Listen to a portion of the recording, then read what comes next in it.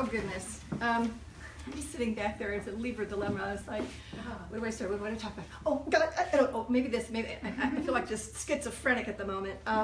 Usually people just ask me questions.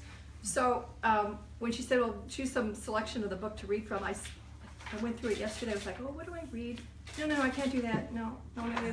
And I couldn't stop crying. So I don't think I'm going to read from the book. I'll just tell a few stories, and you can read the book.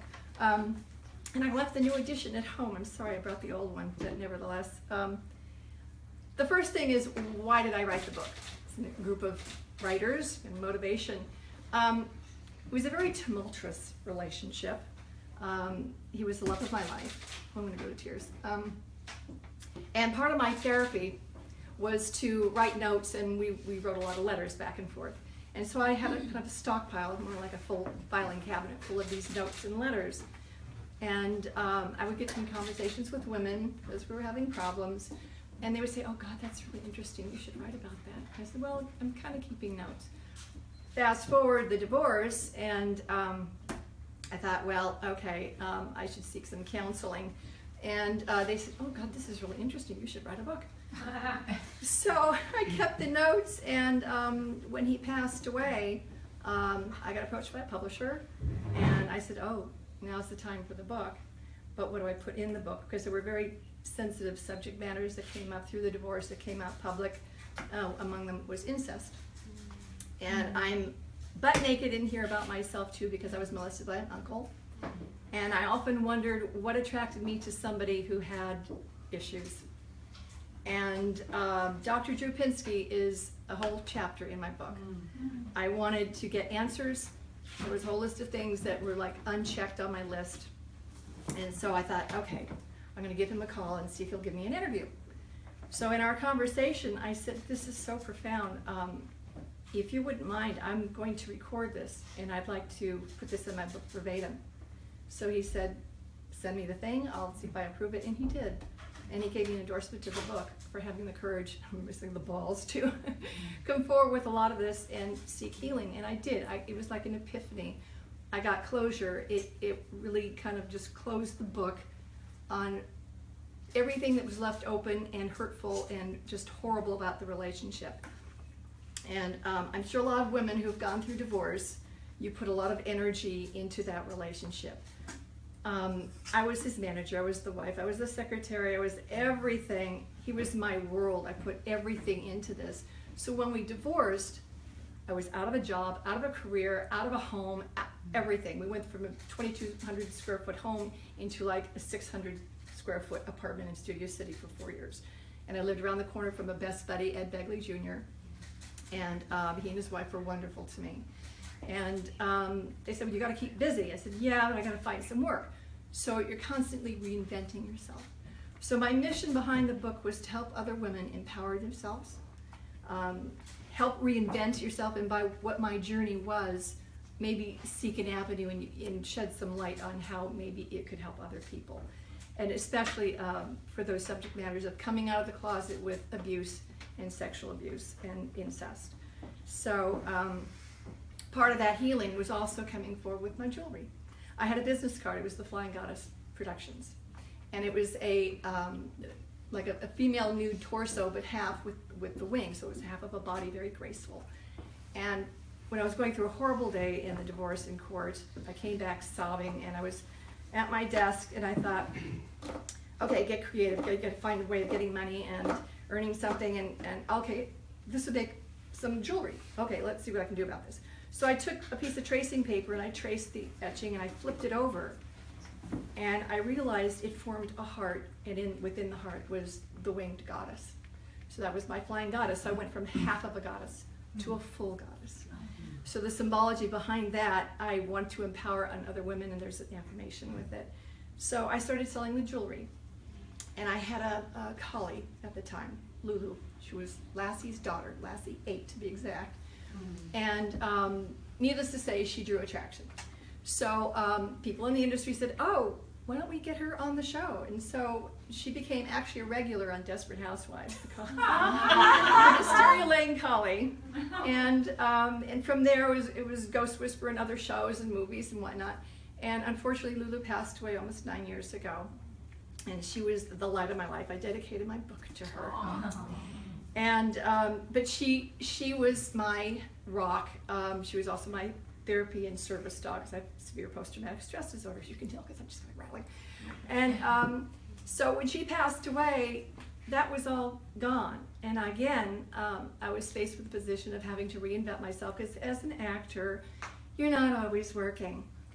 So I went back to doing freelance writing, and then I started writing for one online publication after the other, and finally I got my own column with headlining global news for 2 years, Celebrity Quick Chat. And they were bought out last year, and I had a one-day notice that all the freelancers were let go. I went, great! But along that road, I took a position as a publicist, and I had done publicity all these years, off and on, off and on. And there was this one firm in Beverly Hills that I lasted 4 months until I just walked away just screaming and wanting to pull my hair. It was, I affectionately call it the snake pit. And I thought, okay, I can do this. I'm handling like 15 clients on my own. I can do this on my own. Okay. So I opened up my own doors to the Media Hound PR. And I've been doing it ever since. I have Alan Parsons, Gary U.S. Bonds, Ed Beckley Jr., Frank Stallone, an incredibly talented building contractor, Scott Harris, building construction group, Creme de la Creme Homes. He actually built Ed Beckley's home, LEED Platinum certified home. Very eclectic, wonderful clientele. I'm finally enjoying what I do in between the acting gigs. And so that's kind of like a nutshell of my journey. But I'm just on this mission to help women and help empower yourselves. And that includes men too, but more with the women because of what I went through. And I'm a very big advocate for animal abuse and wildlife, organizations. So since there's so many people in here who write, I often get asked, okay, what was your process? And even with the freelance writing, it's writing was something that I always did since grammar school, so it kind of came naturally to me. But I was talking with Scott actually, because we're working on a book together. When you get into a zone, I don't answer the phone. I can't communicate with people. I am just like I'm channeling somebody else. When I look back on this book, I'm going, how the hell did I write that? I mean, it's like this is somebody else that wrote this. And the way it's structured and everything, it literally, if I tried to do that now, I would go, yeah, right, okay, forget it. So actually what I'm doing now is I'm writing children's books. And the first one is after my collie Lulu. So that's almost ready to get out there to find an agent and publisher. But if you have any questions about the writing process, but with the book, the best thing that I did was keep those notes. It took me 3 months of reorganizing the notes, and then another 3.5 to 4 months, literally 16 hours a day to write the book. And it's 472 pages. And that's condensed down from, it was like 500 and something. And thank goodness the publisher wasn't a real ass about it, but he was an ass about the finances because I had to get the rights back and he didn't see the royalties, but that's another story. But we kept it to 472, and there's fun stories in there. It's from the heart. Can you tell us, before you go, can you tell us one funny or great or just a nice story about David that you want to share? It's kind of, I say more funny.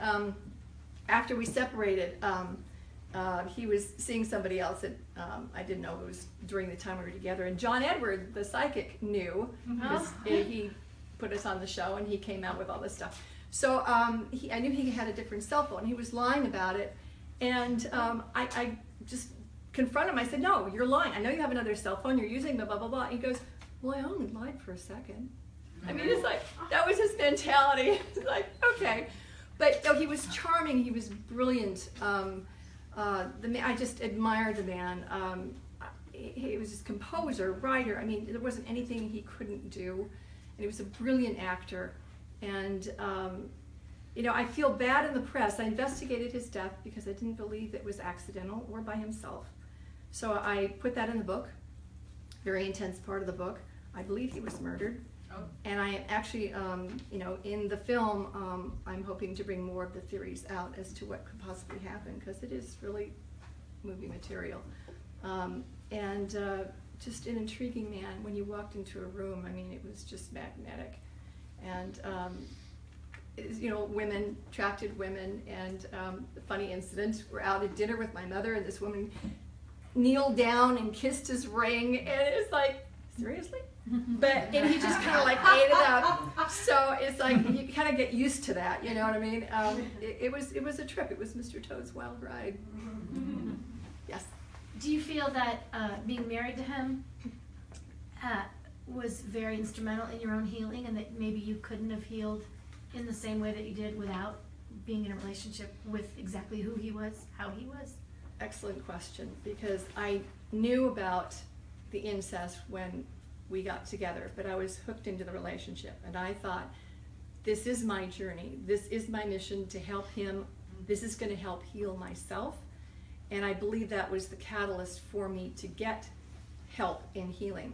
The problem was, he didn't want to for himself, and so we drifted apart, and the healthier I got, the more I could not live with this person, and as much as I loved him, it tore me apart to separate and divorce. And it took me years to get over that. Now I'm okay, but it took years, and it was hell. It was absolute hell. But I had some great friends, and again, writing the book, and Dr. Drew, God bless Dr. Drew, because it really pulled it together for me.